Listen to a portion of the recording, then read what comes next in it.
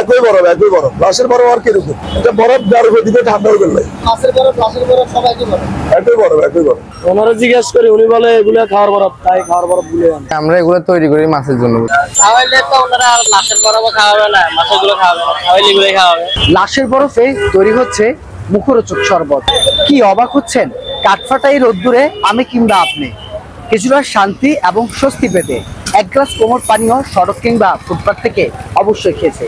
গরমের ক্লান্তি, সাধারণ জনগণের সরল বিশ্বাসকে নিয়ে প্রতিনিয়ত অসাধু ব্যবসায়ী বরফ কলচক্র এভাবেই ঠকিয়ে যাচ্ছে সাধারণ মানুষকে।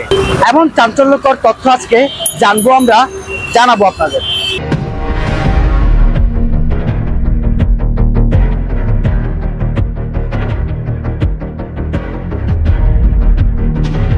মাত্র 10 টাকায় ফুটপাতে মিলছে ঠান্ডা শরবত। কিন্তু আপনি কি জানেন এই শরবতের ঠান্ডা বরফটি কোথায় থেকে এসেছে? এই বরফ এসেছে মাছ সংরক্ষণের জন্য ব্যবহৃত বরফ ফ্যাক্টরি থেকে, যেখানে নেই কোনো স্বাস্থ্য সুরক্ষা ব্যবস্থা। এমনকি হাসপাতালের মর্গে মৃতদেহ সংরক্ষণের জন্য যে বরফ ব্যবহার করা হয়, সেই একই বরফ গলিয়ে দেওয়া হচ্ছে শরবতে। অনুসন্ধানে দেখা গেছে ফেনী শহরের আশপাশে বেশ কিছু বরফ কল, ময়লা পানি ও অস্বাস্থ্যকর পরিবেশে বরফ তৈরি হচ্ছে। সেই বরফ রাস্তার শরবতের দোকানগুলোতে ব্যবহার হচ্ছে। দোকানিরা নিজেরাও অনেক সময় জানে না এই বরফ কোথা থেকে এসেছে কিংবা কিভাবে তৈরি হচ্ছে। কেউ কেউ অবশ্য জানার পরও পাত্তা দিচ্ছে না। তাদের কাছে মূল বিষয় বিক্রি আর লাভ। আরো ভয়াবহ ব্যাপার হলো যে অস্বাস্থ্যকর পরিবেশে বরফগুলো তৈরি হচ্ছে, সেখানে ব্যাকটেরিয়া, ছত্রাক, এমনকি হেপাটাইটিসের মতো জীবাণুও থাকতে পারে। অথচ বরফগুলো চোখে দেখলে বোঝার উপায় নেই, স্বচ্ছ জমাট বরফই তো, কিন্তু ভেতরে লুকিয়ে আছে মৃত্যুর ফাঁদ। এ বিষয়ে প্রশ্ন করলে অনেকে মুখ লুকান, আবার কেউ কেউ ক্যামেরা দেখলেই দোকান ফেলে পালান। যারা কথা বলেন তারা বলেন, ভাই আমরা তো বিষ খাওয়াই না। বরফ মেডিসিন নাই, মেডিসিন কিনলে বরফ তো বরফই হইব।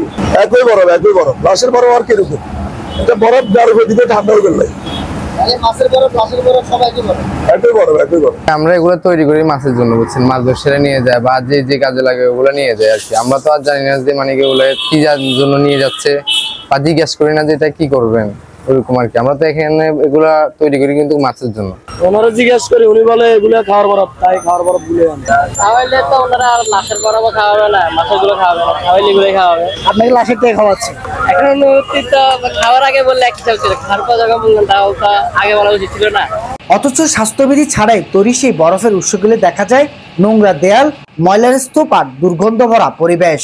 যে বরফ একদিকে মাছ ঠান্ডা রাখতে কাজে লাগছে, মৃতদেহ সংরক্ষণের কাজে ব্যবহৃত হচ্ছে, সেটাই আবার গলে গলে ঢুকছে মানুষের শরীরে এক গ্লাস ঠান্ডা শরবতের মোড়কে।